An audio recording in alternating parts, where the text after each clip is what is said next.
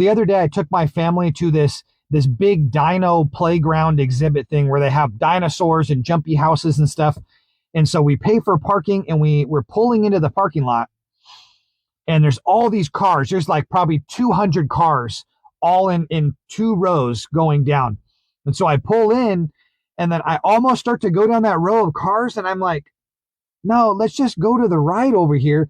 And there's a whole nother row of empty parking spots all the way up to the front. I mean, all the way up to the very first parking spot. We got the very first parking spot up front, and there was like 200 cars next to it. And I was like, I looked at my wife and I said, look at all these people that can't think for themselves. These people, they can't think creatively. They're just so blindfolded by what everybody else is doing. It's crazy. So I went right up to the front, parked up front, and it's raining outside, and we didn't have to walk really far at all because we got so close. And so I wanted to make a video and talk about how entrepreneur couples, you guys got to start thinking creatively. Stop doing things that everybody else is doing and thinking or hoping that your relationship is going to get better, or that your relationship is going to get 10x better because it's already good. Stop thinking that by doing things that your parents did or your grandparents did or your friends or sister or whoever is doing these things, and you just copy what they're doing, that is going to better your relationship.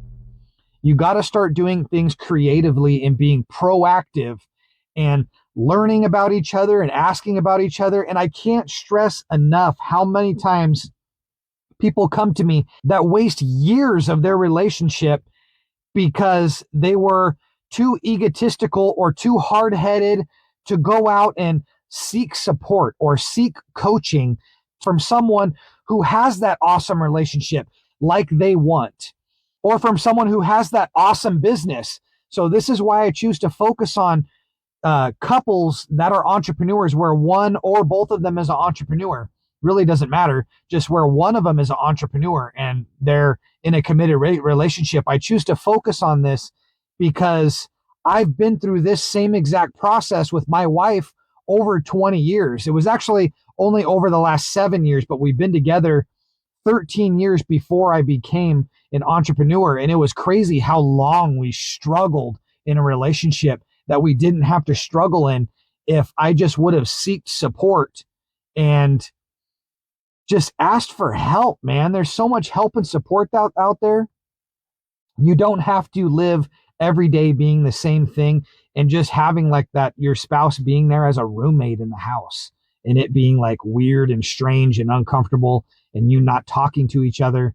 So you gotta, anyways, I don't know where I'm going with that, but back to the parking lot, being creative and open-minded to fixing things in your relationship, or even if things are already great, making things 10x better by being open-minded and creative on how you can support each other.